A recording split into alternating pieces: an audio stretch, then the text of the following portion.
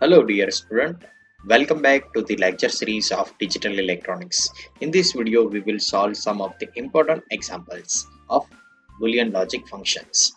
So let's start. The first one example is given as convert the given expression in standard POS form. पिछले video में हमने देखा था standard SOP form में कैसे convert कर सकते हैं किसी भी बुलियन फंक्शन को। इस वीडियो में हम देखेंगे कि किसी भी फंक्शन को अगर स्टैंडर्ड POS फॉर्म में कन्वर्ट करना है तो इसकी प्रोसेस क्या रहेगी। ओके, तो फंक्शन हमारा है function y with variable of a b c और फंक्शन दिया गया है कुछ इस तरह से a then a plus b plus c।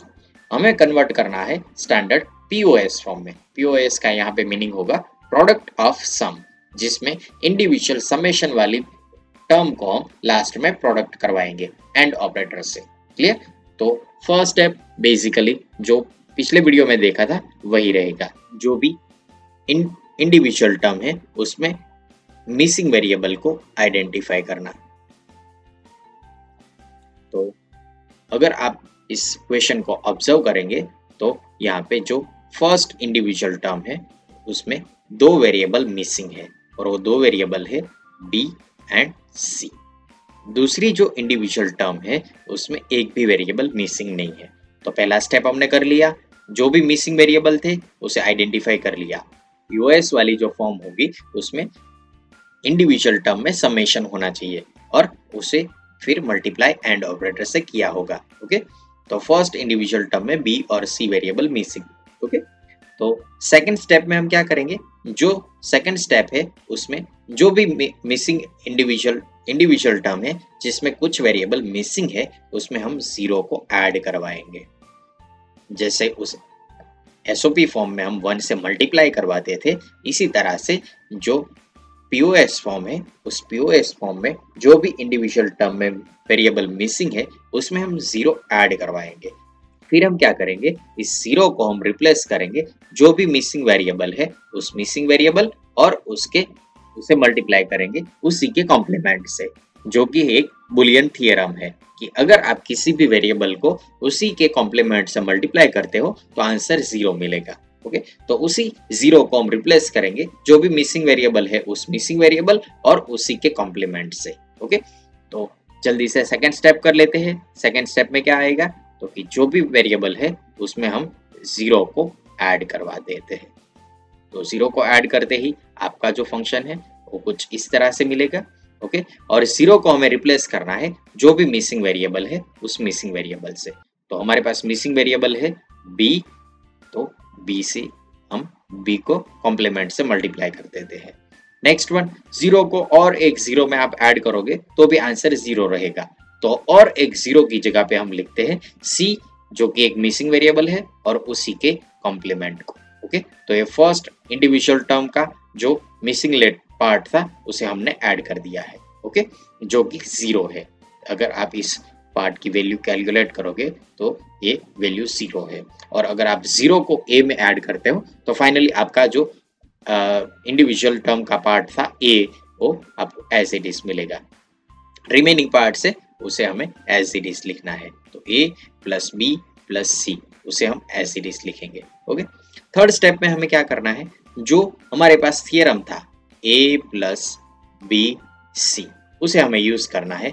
तो Boolean theorem a plus B C is equal to a plus b into a plus c, कुछ इस तरह से मिलता है। तो अभी हम क्या करेंगे कि हमारे पास जो ये टर्म है उसमें a प्लस बी सी को आइडेंटिफाई करना है। तो अगर हम इस पूरे पोर्शन को बोलते हैं a, तो a जो पोर्शन है c प्लस सी बार उसे हम बोल सकते हैं बी सी।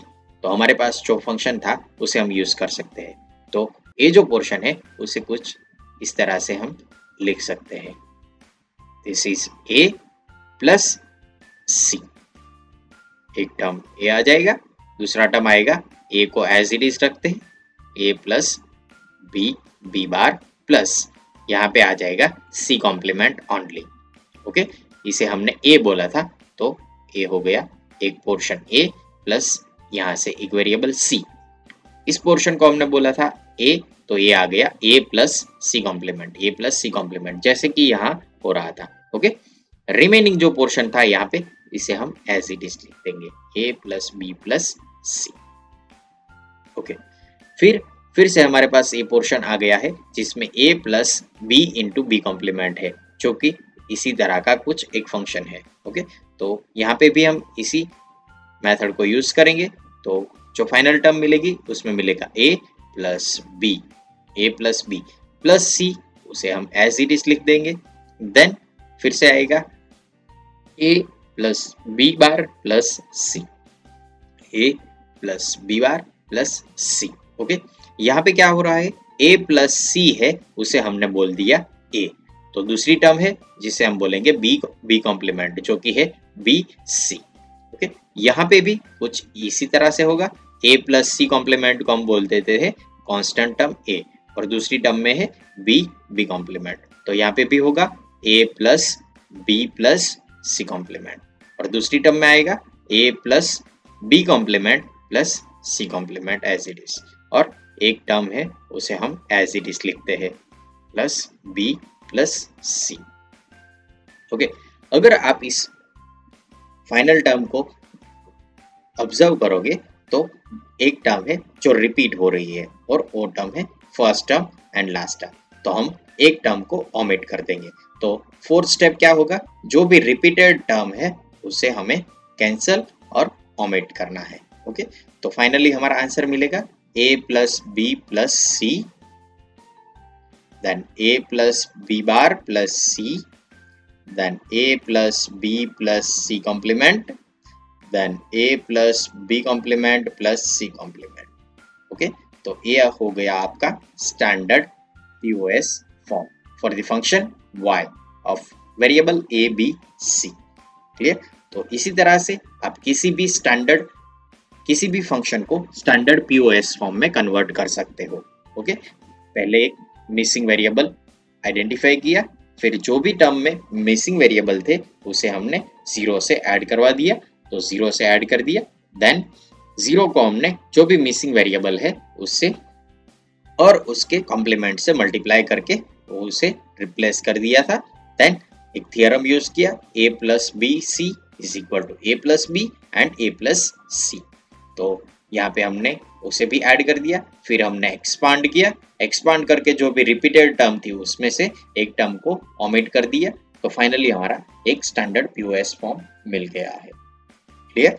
तो इसी तरह से किसी भी फंक्शन को आप कन्वर्ट कर सकते हो स्टैंडर्ड POS फॉर्म में। जल्दी से नेक्स्ट वन एग्जांपल पे ट्रांसफर होते हैं।